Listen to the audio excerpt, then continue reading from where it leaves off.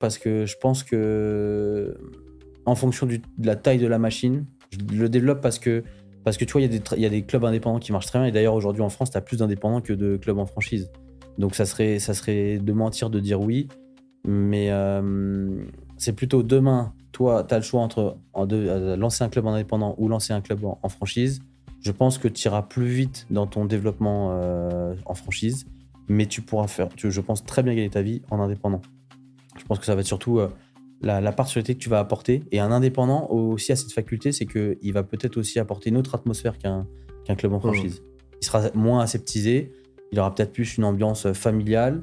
Et je le vois en région parisienne, il y a quand même des clubs indépendants. Tu prends Padel Horizon qui a aujourd'hui une vraie identité. Ah oui.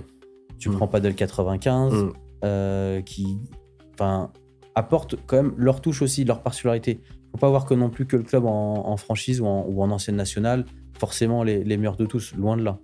Mais ce qui est sûr, c'est que je pense que quelqu'un demain, tu le mets à la tête d'un club et tu dis écoute, tu connais pas trop le paddle ou t'es joueur comme ça en loisir, lance ton club indépendant, le soit en franchise. Il aura, je pense, 8 chances sur 10 de réussir en franchise. Oui, plutôt que